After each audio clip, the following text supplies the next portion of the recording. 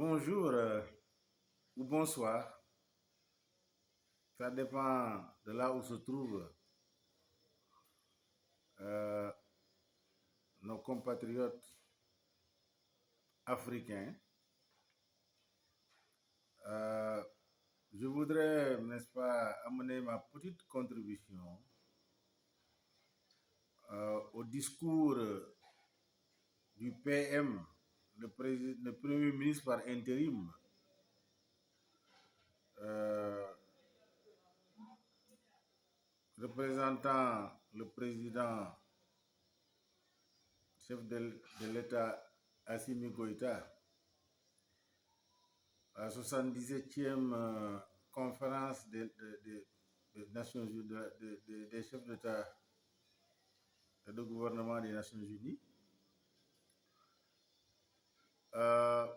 J'ai entendu par certains médias, certains journalistes et même des hommes politiques dire que le discours du Premier ministre Maïga est discourtois. En un mot, pas diplomatique, et que cela ne correspond pas à l'instance des Nations Unies, qui est par excellence l'instance de la diplomatie internationale. Alors, je crois que on ne peut pas lutter contre le néocolonialisme, l'impérialisme, et rester dans la diplomatie des mots. Ce n'est pas possible. Parce que le néocolonialisme et l'impérialisme n'ont pas de discours mielleux. Ils ont des faits, des actes qui assassinent, des actes qui appauvrissent, des actes qui anéantissent les populations. On ne peut pas, face à cette situation, tenir un discours, n'est-ce pas, de diplomatie. Le Mali n'est pas allé là-bas pour faire la diplomatie, il est allé là-bas pour relater la réalité des faits. Il faut qu'on soit un peu honnête quand même. Nations Unies, quels sont les bras armés du partage de l'Afrique, de l'impérialisme et du néocolonialisme? Quels sont les bras armés de notre paupérisation alors que nous sommes riches? Ce sont les Nations Unies, c'est l'ONU, c'est le Fonds monétaire international, c'est la Banque mondiale. Donc, la souffrance de l'Afrique et des peuples opprimés à travers le monde, je peux citer quelques peuples. Le peuple palestinien, syrien, iranien, irakien, libyen, yéménite, malien, nigérien, burkinabé, nigériane, camerounais, tchadien, congolais, le peuple de la RDC, soudanais, etc. Leur souffrance est liée à quoi? Tous ces pays-là que je viens de citer sont des pays, la plupart sont des pays exponentiellement riches. Mais aujourd'hui, ils sont confrontés à quel problème? Où se trouvent les Nations Unies? À quelle fin ces populations-là souffrent? Ce sont les causes profondes de cette souffrance-là, à laquelle il faut s'attaquer.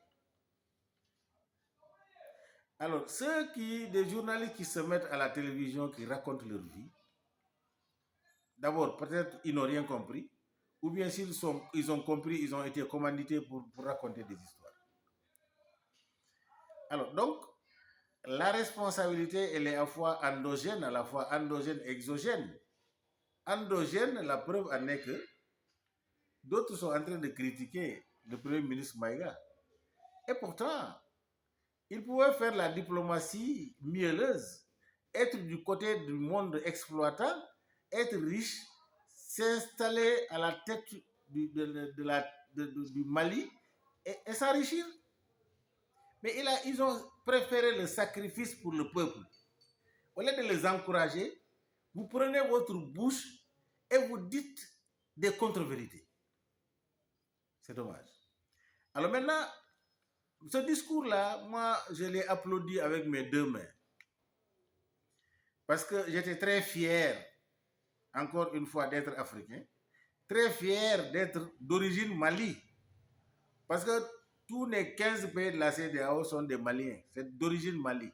L'Empire du Mali a gouverné toute l'Afrique de l'Ouest. Moi, Cissé, je suis originaire du Mali.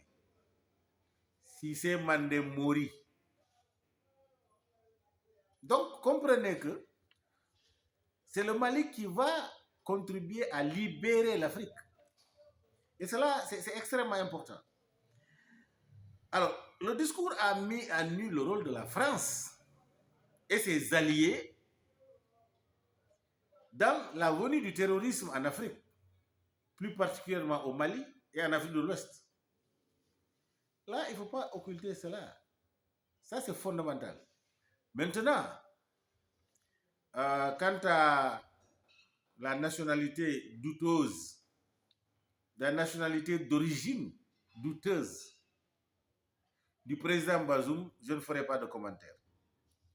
Parce que les voix autorisées en son temps se sont levées pour le dire. Mais je ne peux pas, n'est-ce pas, ne pas m'attarder sur le rôle fondamental du président Bazoum et le président Alassane Dramane Ouattara, leur rôle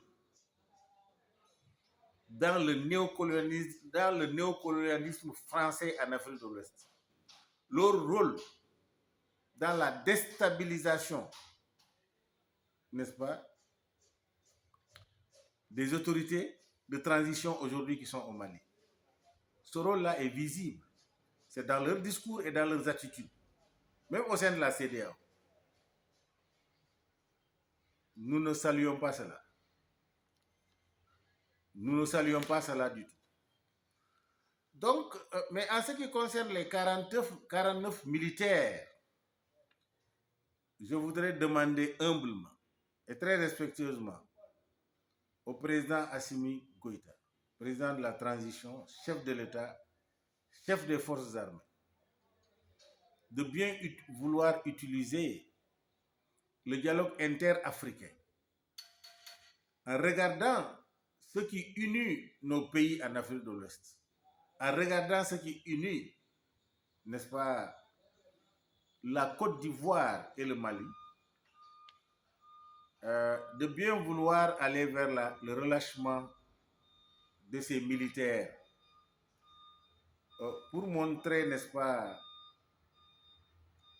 la grandeur du peuple malien, pour montrer que vous êtes pour la paix, en dépit, n'est-ce pas, du fait que vous avez totalement justifié les raisons pour lesquelles du moins, ces militaires ont été mis aux arrêts.